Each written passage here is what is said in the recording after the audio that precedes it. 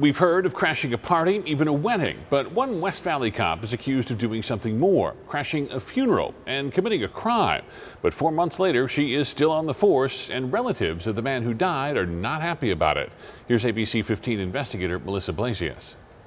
Terry and Steve REPPERT were both officers on the Surprise Police Department. She retired after 25 years. He was going to do 25 years also. But Steve, a detective sergeant, sadly died in August. When he was off duty, the family arranged a private funeral. They invited fellow officers, but there was bad blood with Steve's boss, Sergeant Teresa Arvizo. So the family said they left her a voicemail saying, "Don't come." I just assumed that her professionalism would kick in. But Arvizo did show up at the funeral. Inside, sister-in-law Kirsty Vernon said she asked, "Could you please leave?" And she looked at me and she said, "No." The request allegedly repeated again and again. "Are you really taking a seat? I've asked you nicely to please leave." Kirsty said the lieutenant sat next to a uniformed and armed commander, and she would not budge. I've never felt so intimidated and harassed and bullied. Terry, the widow, was kept in a back room. When I came out, the coffin was closed and I didn't get to see my husband. That's what upsets me the most. Later, Terry called Surprise Police to file a report. Why didn't she leave? She's an officer, a lieutenant. She knows what criminal trespassing is.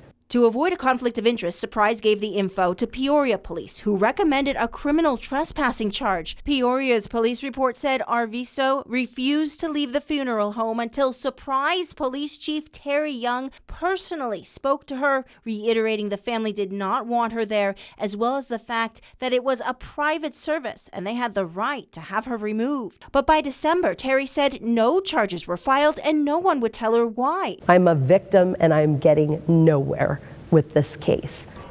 The ABC 15 investigators called and emailed. Why wasn't a prosecutor reviewing it? After more than 2 weeks, it finally surfaced. The county attorney's office said it just received it.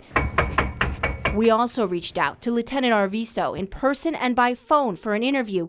Her police union sent a statement saying what happened at the officer's funeral was an unfortunate misunderstanding, and Arvizo was polite at all times and left shortly after being asked to leave. When all the facts have been considered carefully, we don't believe this incident will warrant any sort of prosecution. Lieutenant Arvizo remains on duty at Surprise Police as an internal investigation is conducted. The department issued a statement saying they are committed to maintaining the highest standards of integrity, professionalism, and accountability.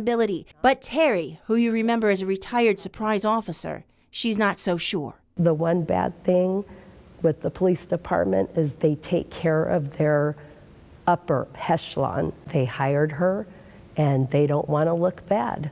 The Maricopa County Attorney's Office still deciding whether or not to file an official criminal charge.